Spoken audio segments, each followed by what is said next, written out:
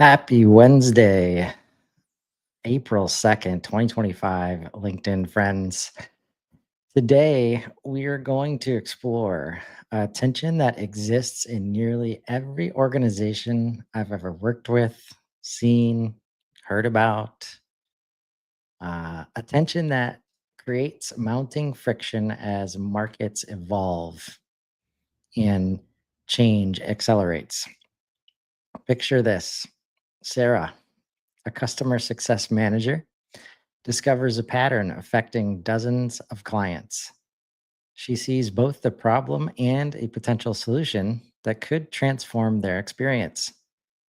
But instead of being able to implement this insight, she finds herself documenting the issue, submitting it through proper channels, waiting for reviews from people further removed from the actual customers, and watching as her insight slowly works its way through an approval chain that will take weeks or months.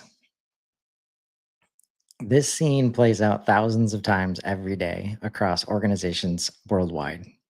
It represents the fundamental tension at the heart of the authority trap. While information naturally exists at the edges of our organizations, with the people closest to the customers, to the operations, to the markets, authority to act on that information remains concentrated at the center. This disconnect between information and authority isn't just inefficient, it's becoming existentially dangerous as markets evolve more rapidly than centralized decision systems can respond. You're likely caught in this trap if decisions that should take hours take weeks because they must travel up and down approval chains. If frontline teams with crucial customer insights develop learned helplessness, stopping even to suggest improvements they know will face approval barriers. Or if executives make decisions without full context, creating disconnects between strategy and reality. But what if leadership wasn't about controlling decisions, but enabling them to happen where information naturally exists? Value first leadership reimagines authority not as something to be hoarded at the top of organizations, but as energy that should flow naturally to where it creates the most impact. It recognizes that decisions are most effective when made where context and information already exist. Throughout today's session, we'll explore this critical tension in depth. We'll examine how the authority trap manifests, the mounting costs it creates, and the false solutions that actually deepen rather than resolve it. And most importantly, we'll unpack the Value First Leadership Manifesto, 10 foundational principles that transform leadership from a control function to an enablement force. You'll leave with clear ways to recognize where authority patterns fight against natural value flow in your organization. Practical first steps for redistributing decision rights without losing alignment, and frameworks for building the capabilities needed for this transformation. Welcome to day 10 of our Value First Framework series. I'm Chris Carolan, and I'm excited to continue our journey exploring how industrial age thinking creates mounting friction in our digital world and how value first principles offer a transformative alternative. As you can see from our series roadmap here, let me pull that up right now.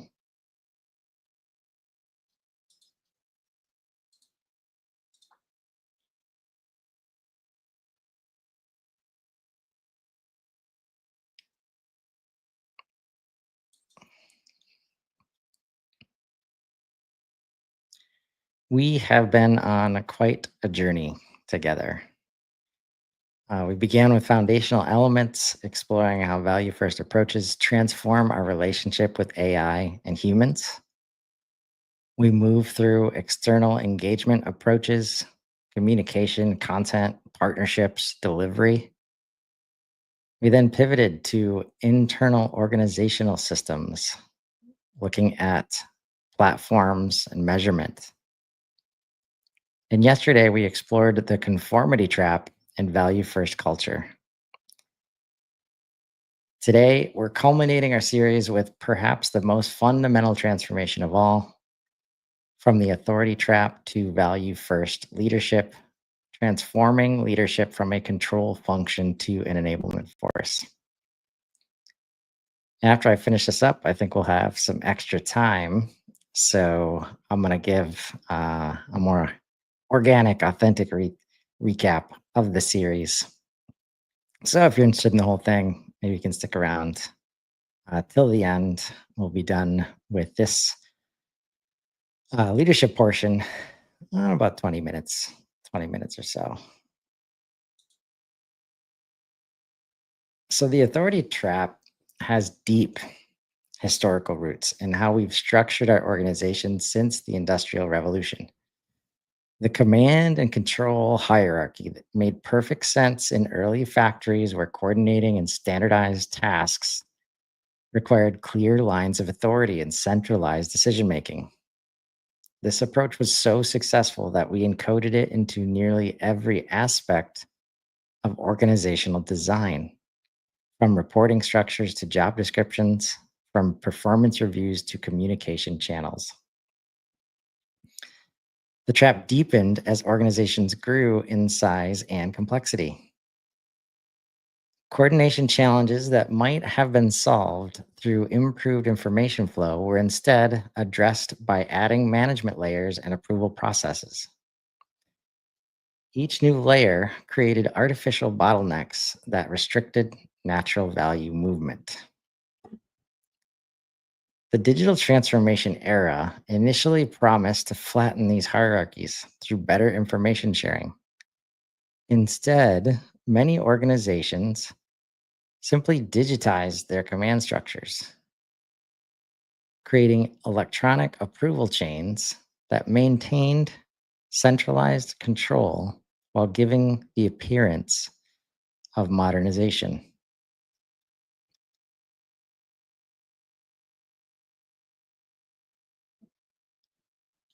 As markets evolve more rapidly, the costs of centralized authority multiply, lengthening decision cycles that can't keep pace with market changes. Organizations find themselves consistently making decisions too late as approval requirements delay action beyond the window of opportunity.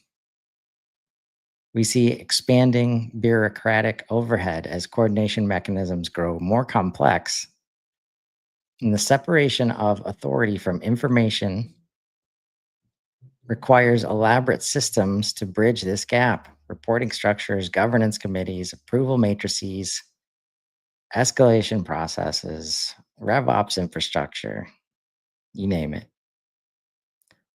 We see talent attrition as capable knowledge workers seek environments where they can make meaningful impact. High potential employees are often the first to leave hierarchical organizations, recognizing that they can create greater value elsewhere. Not to mention innovation suppression. When people stop suggesting improvements that will face approval barriers.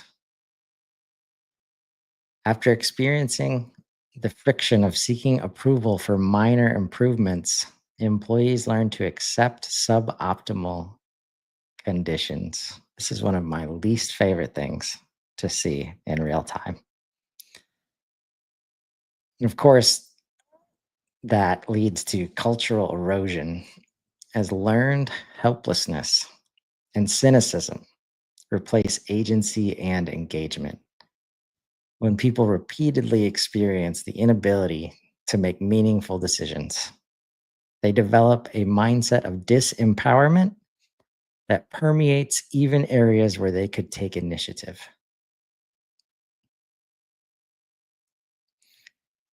Now, organizations typically respond with approaches that actually deepen the trap.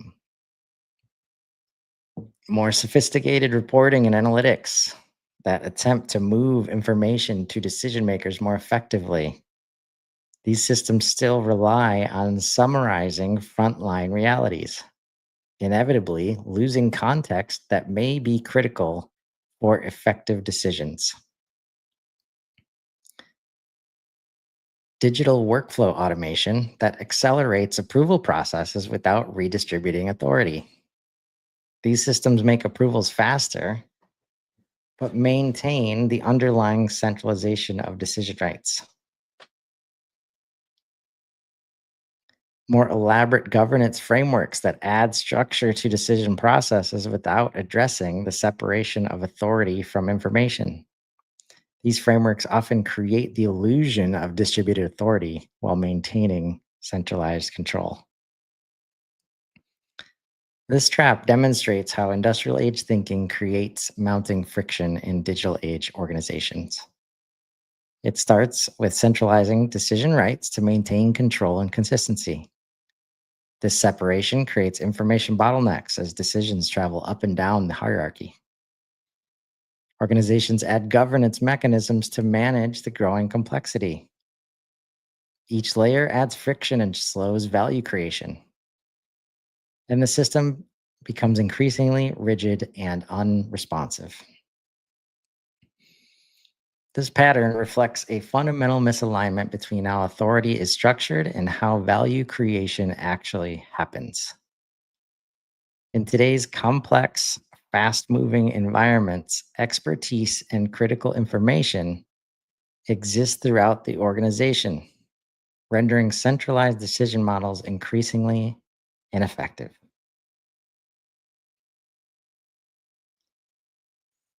Let's talk about the value first alternative.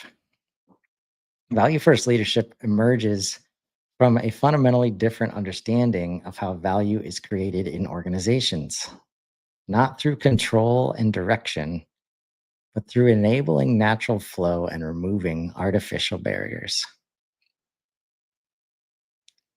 It starts with these three core beliefs. Value naturally wants to flow between willing participants. Leadership's primary role isn't to force or direct value creation, but to enable its natural movement by removing artificial barriers. Decision quality improves when authority aligns with information. The best decisions emerge when made by people with the most complete context and information, not necessarily those with the highest position. And number three, alignment emerges through shared purpose, not control mechanisms. Sustainable coordination doesn't require elaborate approval systems when people operate with clear understanding of purpose, principles, and boundaries.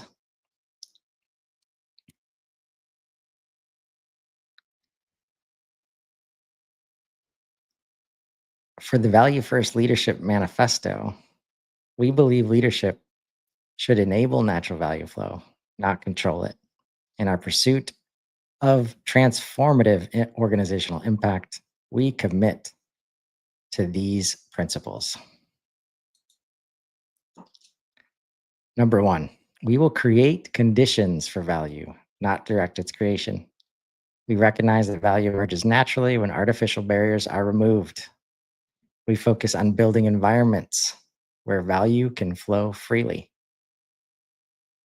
Number two, we will distribute authority, not hoard decision rights. We understand that decisions are best made where information naturally exists. We push authority to the edges of our organizations.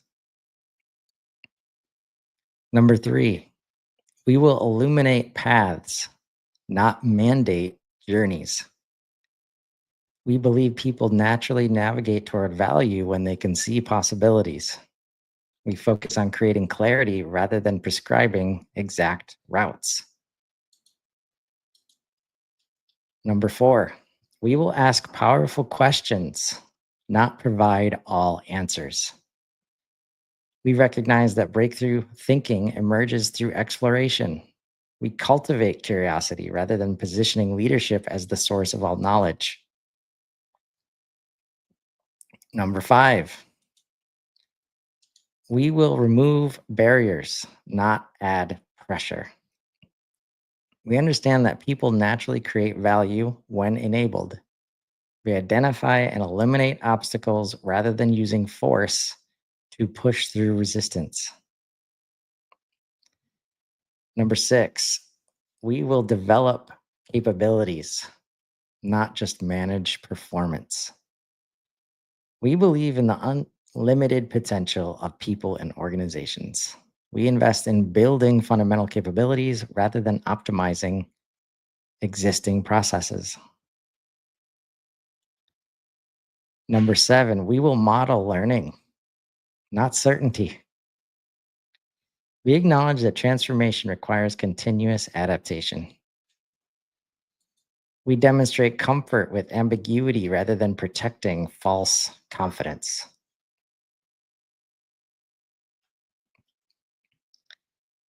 Number eight, we will nurture networks, not just build teams. We understand that value flows through relationships that transcend formal structures. We enable connections that span traditional boundaries. Number nine, we will foster shared ownership, not assign accountability. We believe in the power of intrinsic motivation. We create conditions where people naturally take ownership. Number 10, we will recognize emergent value, not just planned outcomes. We acknowledge that significant opportunities often appear unexpectedly. We remain open to unforeseen possibilities rather than measuring success solely against predetermined targets.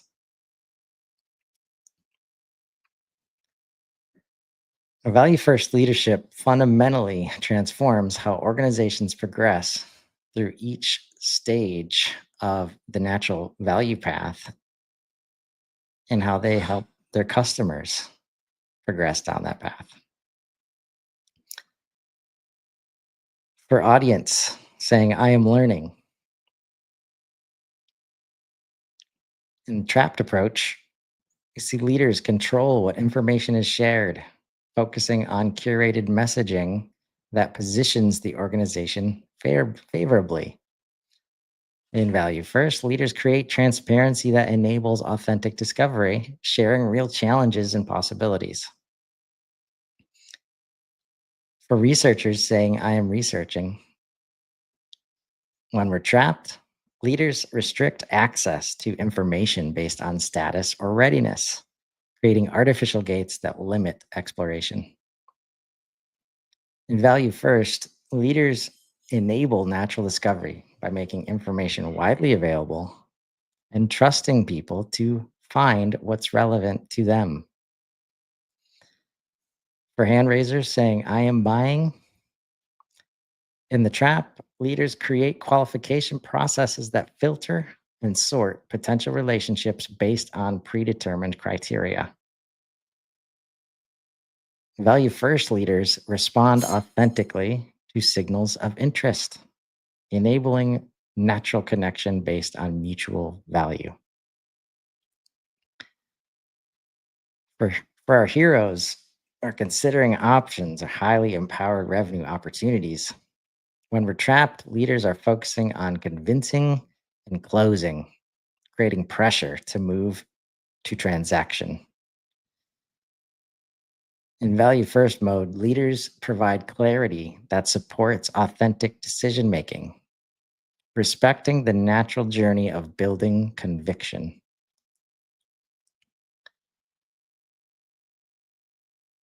After closing the deal, Our value creators are saying, I must create value for the organization. When we're in the trap, leaders implement standardized onboarding processes that prioritize organizational efficiency over customer needs. Value first leaders enable customers to create value their way by providing flexible frameworks and removing barriers. For our adopters, saying, I realize your value. But when we're trapped, leaders measure adoption through usage metrics, creating pressure to comply with predetermined success patterns. In the value first approach, leaders celebrate diverse paths to value realization, enabling customers to define success on their own terms. Our advocates saying, I tell others about you.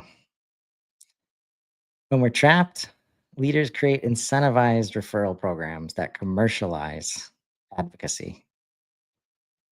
For value first, leaders create experiences worth sharing and make sharing easy, enabling natural, authentic, enthusiastic advocacy.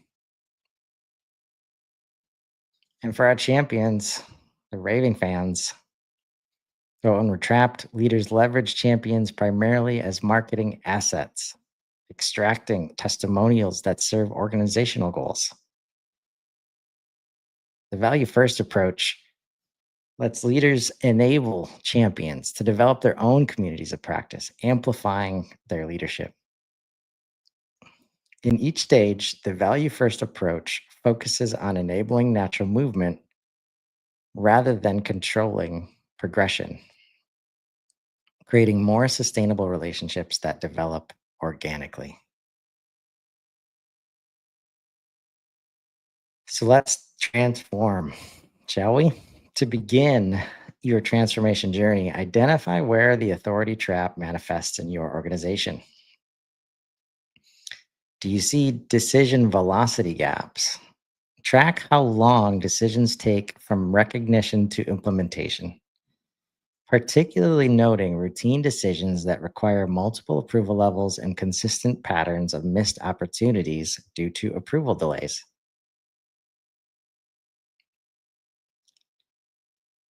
How about authority information misalignment? Identify situations where those with decision rights lack contextual understanding, such as frontline insights consistently filtered before reaching decision makers and leaders making decisions about areas they haven't directly experienced in years. Look for learned helplessness indicators. Notice where people have stopped seeking to make impact. With declining suggestion rates despite obvious improvement opportunities and phrases like, we'd need approval for that, becoming conversation stoppers. Begin your transformation with these practical steps while anticipating key obstacles. Number one, decision mapping and redistribution. Start by creating transparency around current decision flows. Select 3 to 5 common decision types that currently require multiple approvals. Map the complete journey from initial request to final implementation. And experiment with redistributing authority for low risk decisions first. The key obstacle here, the control paradox.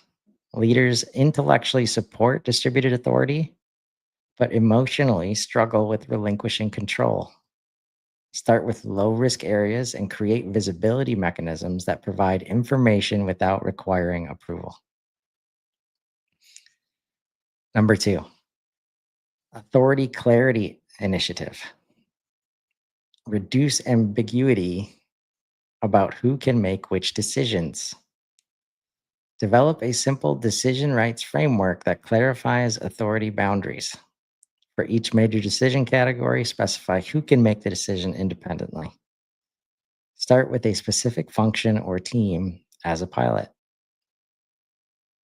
Key obstacle here is the capability gap. After years of seeking approval, many people lack confidence for independent action. Provide decision frameworks that offer structure and start with reversible decisions where mistakes have limited consequences. And number three, purpose alignment, a big theme of the show yesterday about conformity and value first culture.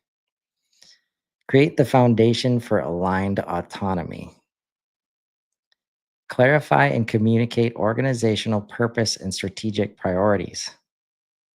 Develop simple, clear principles that guide independent decision making. Share stories of decisions that exemplify purpose aligned autonomy. Key obstacle here is the accountability concern. Fears that distributed authority will lead to misalignment. Replace approval requirements with clear success criteria and create transparency mechanisms that make decisions and outcomes visible. Now, look for these signs of successful evolution: decision velocity acceleration, shortening time from opportunity identification to implementation, increasing percentage of decisions made at the first point of information, and growing ability to respond to market changes before competitors. Look for authority information alignment, increasing confidence and capability in frontline decision making. More decisions made by those with direct customer or operational contact, and a growing quality of decisions as measured by implementation success.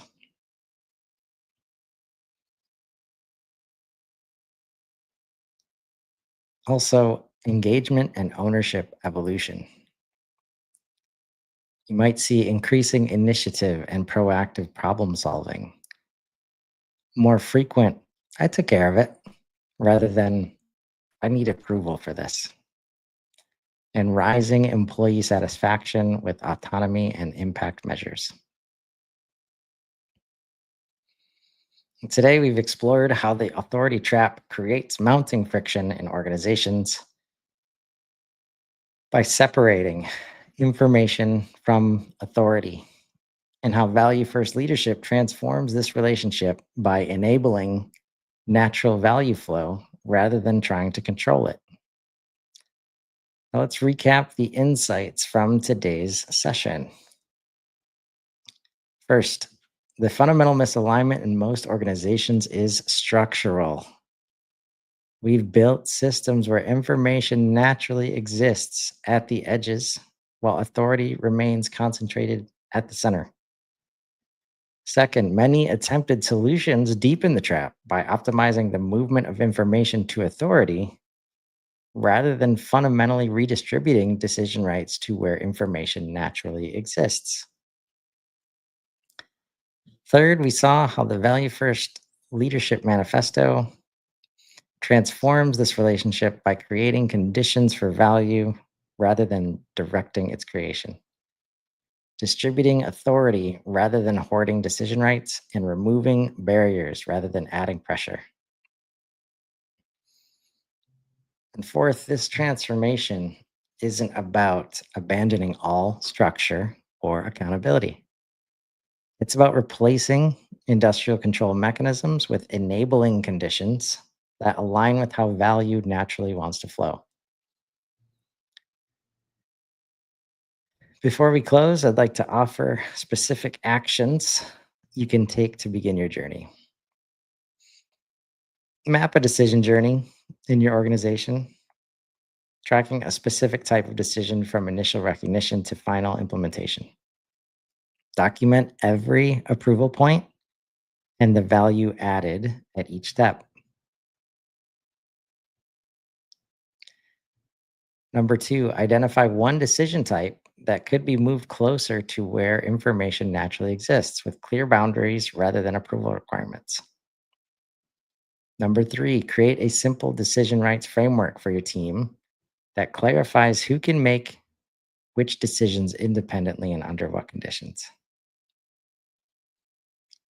Number four, begin shifting your leadership focus from reviewing and approving to removing barriers and building capability. Number five, start asking more questions and providing fewer answers, creating space for others to develop their thinking rather than depending on yours. For deeper reflection, consider where you see the greatest disconnect between where information exists and where decisions are made in your organization, and what would become possible if decision velocity increased by 10x through distributed authority. As we close this 10-part Value First Framework series, I want to thank you for joining me on this journey.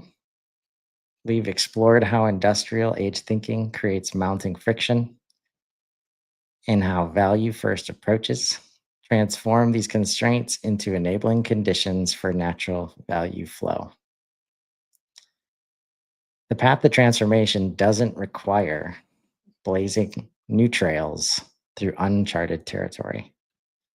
It demands the courage to see what's already there, the natural paths that exist beneath layers of industrial thinking.